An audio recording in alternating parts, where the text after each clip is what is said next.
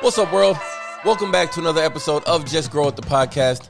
I'm your host, Big City Gardener, and we're still talking kale this week. In today's episode, we're going to talk about proper watering and fertilizing our kale plants. So let's get started. Kale has a shallow but extensive root system. That's why you can go outside, grab it, and yank it out of the garden extremely easily.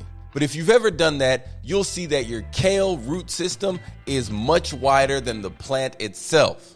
All plants with shallow root system need consistent watering and consistent moisture within the soil. You want to know how to get the best kale ever? Use mulch.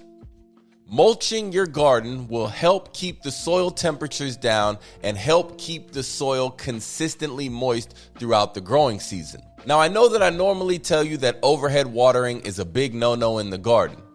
But when it comes to growing leafy greens, especially kale, there is no problem with applying the water or watering your plants from overhead. Now, drip irrigation is still your best bet, but if you water your kale plants overhead watering, and when I say overhead watering, I mean grabbing the hose and just spraying it on your plants, that will be fine, as long as you make sure that you are still getting enough water to the root zone. See, kale and other leafy greens, they don't experience the same disease and pest problems that you normally get when you overhead water. And that's why it's okay. Whatever you do, just make sure that your soil is not waterlogged. Now let's talk about fertilizing our kale plants. Kale is not a heavy feeder, but it is a leafy green. And since it's a leafy green, that means that it loves nitrogen. Before I transplant kale seedlings or directly sow any seeds into the garden, I like to amend the soil with a balanced organic fertilizer. When I say balanced organic fertilizer, I'm talking about a fertilizer that has the same numbers on the front of the bag. So your NPK ratio will be something like 333, 324, anything like that is considered a balanced organic fertilizer. If you don't have a balanced organic fertilizer on hand, then you can simply add compost.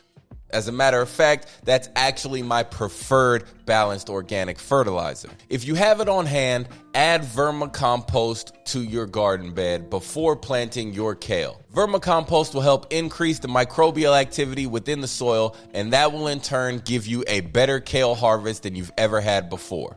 Another one of my favorite fertilizers to use when I'm growing any leafy green, especially kale, is seaweed extract or compost tea. Whichever one you choose to use, make sure you apply it to your garden once a month. That's it for today's episode of Just Grow It, the podcast. Tune in next time when we talk about kale pest and how to harvest our kale properly. Until then, head out into the garden, grab a shovel, grab some compost, stick your hands in the soil, and just grow it. Before I let you go, I need you to do more than one thing.